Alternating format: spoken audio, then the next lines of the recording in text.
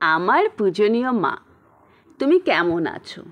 তোমার আশীর্বাদে আমি ভালো আছি। অনেক দিন তোমার সাথে কথা বলা হয় না, তাই চিঠি লিখছি। জানো, ছেলেবেলায় চিঠি লিখতে খুব ইচ্ছে করত, কিন্তু ফোন চলে এলো যে, তাই আর চিঠি লেখা হয়ে ওঠেনি। আজ ফোনের মাধ্যমেই তোমাকে চিঠি লিখছি, আমার মনের কথা তোমাকে জানাচ্ছি।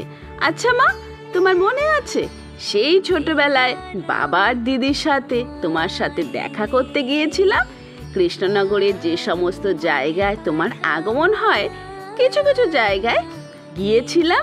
তোমার রূপের সৌন্দর্য দেখে তখন আমি মুগ্ধ হয়ে যেতাম। তোমার চোখের দিকে ফ্যাল ফ্যাল করে তাকিয়ে থাকতাম। আমার জন্য তোমাকে দেখা শেষ হতো না। আর বাবা বলতো চল। বাবা সবসময় আমার হাত ধরে থাকতো। তবে আমার মধ্যে একটা প্রশ্ন আছে, কেন এত অলংকার তোমাকে পড়তে হয়? যদিও তোমাকে অলংকার ছাড়া মানায় না। তোমার মুখখানা আমার চোখের সামনে ভেসে বেড়ায়। তোমাকে কি বলে ধন্যবাদ দেব আমি জানি না।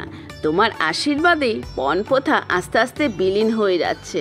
মেয়েরা শিক্ষিত হচ্ছে, নিজের অধিকার নিজে অর্জন করতে শিখেছে। তবুও কেন আমরা এত ভয়ে ভয়ে চলি? আমরা আজও নিরাপদে নেই। নিজের সন্তানকে বাইরে ছাড়তে আমাদের ভয় হয়। আমিও তোমার কাছে কিছু চাই মা, দেবে তো আমাকে? তুমি তোমার প্রতিটা কন্যা সন্তানকে আগলে রেখো, সমস্ত বিপদ থেকে রক্ষা করো, ওদেরকে সঠিক পথ দেখাও, যাতে ওদের জীবনটা সুন্দরভাবে কাটতে পারে।